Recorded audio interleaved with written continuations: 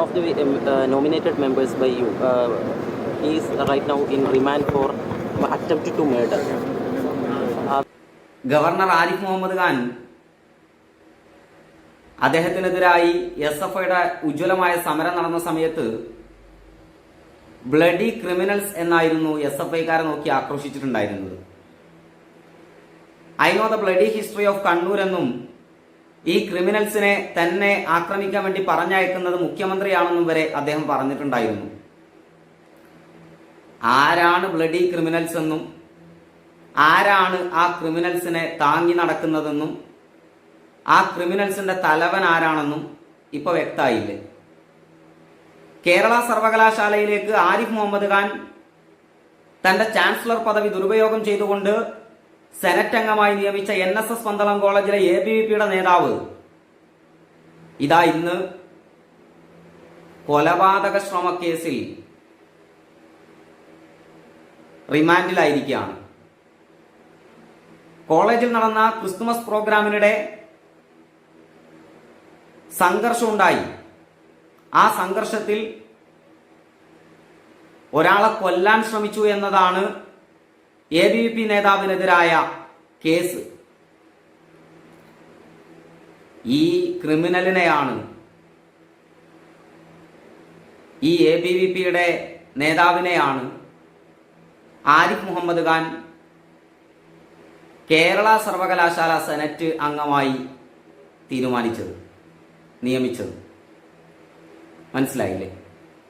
എന്തുകൊണ്ടാണ് SFI ആരിഫ് മുഹമ്മദ് ഖാനെതിരെ സമരം ചെയ്തിട്ടുണ്ടായിരുന്നത് എന്ന് ഇപ്പോൾ മനസ്സിലായില്ലേ? എന്തായാലും അതിന് നിങ്ങൾ നിയമിച്ച ഒരു സെനറ്റ് അംഗത്തെ ഒരു കേസിൽ റിമാൻഡ് ചെയ്തിരിക്കുന്നു. Attempt to murder,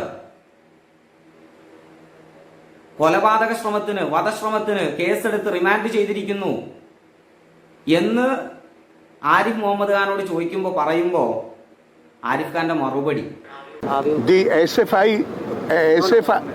The SFI president of the state, I do not know about that person. I received recommendations. I do not know these people individually, but the man who is organizing protests against this thing, are you aware that he has 48 cases against him? Sir, he is not. Are you aware? താങ്കൾ നിയമിച്ച ഒരു senate അംഗം ABVP നേതാവ് remand ചെയ്യപ്പെട്ടിരിക്കുന്നല്ലോ എന്ന് ചോദിക്കുമ്പോൾ അതിനെക്കുറിച്ച് എന്താണ് പറയാനുള്ളതെന്ന് ചോദിക്കുമ്പോൾ SFIയുടെ പ്രസിഡന്റ് സഖാവ് അനുശ്രീയാണ്. ഇനി PM ആർഷോയെയാണോ ഉദ്ദേശിച്ചത് എന്നറിയില്ല, SFIയുടെ സംസ്ഥാന സെക്രട്ടറി.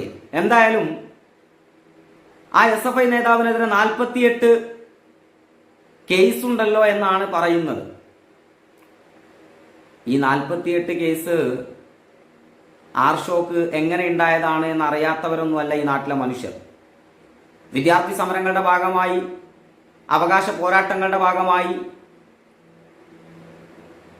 ഈ നാടിനകത്ത് രാഷ്ട്രീയ പ്രവർത്തനം നടത്തിയതിന്റെ ഭാഗമായി വന്നിട്ടുള്ള കള്ളക്കേസുകളുണ്ട്. അതിനകത്ത് ഒരുപാട്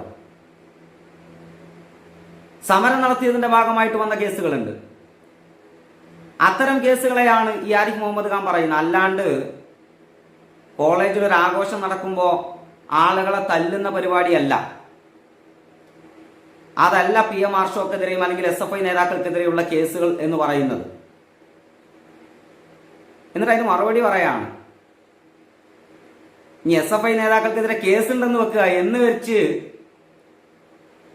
ഒരു ക്രിമിനലിനെ സെനറ്റ് അംഗമായിട്ട് തീരുമാനിക്കാൻ പറ്റുമോ? ഇങ്ങേര് സെനറ്റ് അംഗമായി നിർദ്ദേശിച്ച ആളുകളുടെയൊക്കെ സ്ഥിതി ആലോചിച്ച് നോക്കൂ നിങ്ങൾ. ഒരു ക്രിമിനലിന്റെ ഭാര്യയെ, ഒരു കൊലപാതക കേസിലെ പ്രതിയുടെ ഭാര്യയെ ഇങ്ങനെ നോമിനേറ്റ് ചെയ്തിട്ടുണ്ടല്ലോ. അതുപോലെ തന്നെ ഇപ്പോഴിതാ ഒരു ക്രിമിനൽ കേസിൽ റിമാൻഡ് ചെയ്യപ്പെട്ട ഈ ABVP നേതാവ്. അപ്പൊ ക്രിമിനലുകളെയാണ്, ക്രിമിനൽ പശ്ചാത്തലമുള്ളവരെയാണ്, സംഘപരിവാറുകാരാണ് എന്ന ഒറ്റ യോഗ്യതയുടെ ഭാഗമായി സകല മാനദണ്ഡങ്ങളും കാറ്റിൽ പറത്തി കേരളത്തിന്റെ വിദ്യാഭ്യാസ മേഖലയെ കാവ്യവൽക്കരിക്കുക, വർഗീയവൽക്കരിക്കുക എന്ന ഉദ്ദേശത്തോടു കൂടി ആരിഫ് മുഹമ്മദ് ഖാൻ നോമിനേറ്റ് ചെയ്തത്. മനസ്സിലായില്ലേ? എന്തായാലും SFI നേതാവിന് ഇതുപോലെ ആഘോഷത്തിനിടെ തല്ലുകൂടിയ കേസല്ല ഉള്ളത് എന്നുള്ളതാണ് ആരിഫ് ഖാനോട് പറയാനുള്ളത്.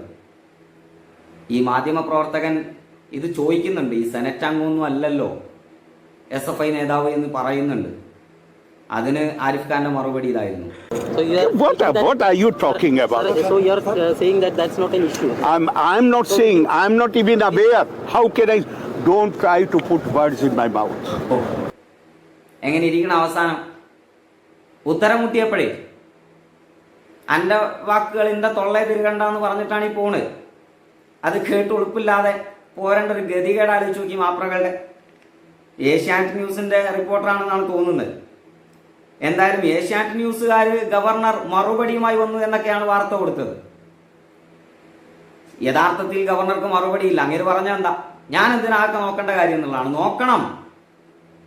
ഇതുപോലുള്ള ക്രിമിനലുകളെ നോമിനേറ്റ് ചെയ്യുമ്പോൾ, അതും സകല മാനദണ്ഡങ്ങളും ലംഘിച്ചുകൊണ്ട് നോമിനേറ്റ് ചെയ്യുമ്പോൾ അതിനെതിരായ പ്രതിഷേധങ്ങൾ ഉയർന്നു വന്നിട്ടും അതിനെ മൈൻഡ് ചെയ്യാതെ ഈ നാട്ടിലെ ജനാധിപത്യ ബോധ്യത്തെ നോക്കി വെല്ലുവിളിച്ചുകൊണ്ടിരിക്കുന്ന ആരിഫ് മുഹമ്മദ് ഖാൻ അത് നോക്കണം. ഇതുപോലുള്ള ക്രിമിനലുകളെയാണോ നിങ്ങൾ നോമിനേറ്റ് ചെയ്തത്? നോക്കണ്ടേ? എന്നിട്ട് എന്താ ഇങ്ങനെ മറുപടി പറഞ്ഞത്? ഞാനതൊന്നും നോക്കേണ്ട കാര്യമില്ല, ഞാൻ അതിനെപ്പറ്റി ഒന്നും ആലോചിക്കുന്നില്ല. എന്നിട്ട് അതാണ് ഏഷ്യാനെറ്റുകാർ മറുപടിയുമായി ഗവർണർ. അല്ല, മറുപടി ആയിപ്പോയി. മറ്റൊരു വീഡിയോയിൽ നമുക്ക് വീണ്ടും കാണാം. അബു അരീക്കോട്.